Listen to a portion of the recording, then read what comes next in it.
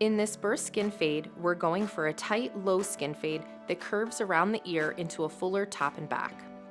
We'll begin by debulking with a number 5 guard, work the clipper up the side, scooping under the parietal ridge in a curved burst shape around the ear. This removes bulk and gives you a clean canvas. Now, use your trimmers to set a soft line at your desired skin fade height. We're keeping it low here, just above the ear, and follow a round burst shape. Clean everything under that soft line with your foil shaver, right up to the line, but don't cut into it.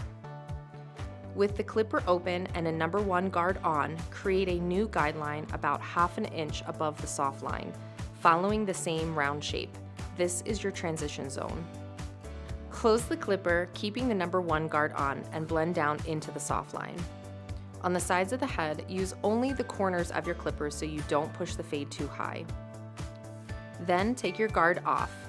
With the clipper in the open position, continue working into that soft line using only the corners of the clipper. Keep your strokes low and controlled. Repeat the clipper in the half open position and again with the clipper fully closed, using just the corners. If you see any unwanted weight around the top of the burst transition, you can go back and take your number 2 guard to soften it without changing the overall height of the fade. Wet down all the hair on the top.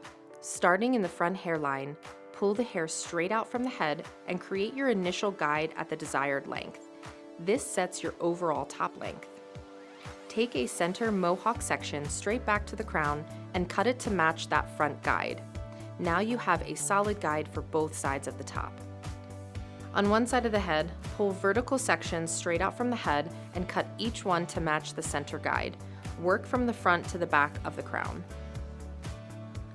Repeat the same on the other side so both sides connect cleanly.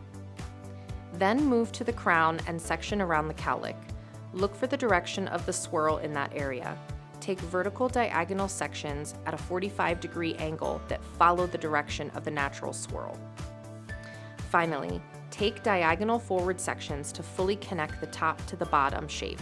Blend any remaining disconnect between the burst fade and the top. For the detail work on this, use light shear-over-comb around the transition area to refine the connection between the fade and the top. Keep your strokes soft and controlled to avoid creating any new weight lines. You can also use light texture shear-over-comb to remove any extra weight in the transition if needed, especially on thicker hair. To style this burst fade, we're using Floyd's Grooming texture powder. Start on dry hair, tap a small amount of the texture powder directly at the roots where you want the lift and separation, then massage it in to activate its holding power. Use your fingers to work the hair into the desired shape. Keep the top loose and textured while the sides stay tight and clean. Finish with a hot lather neck shave and shoulder massage for that full Floyd's experience.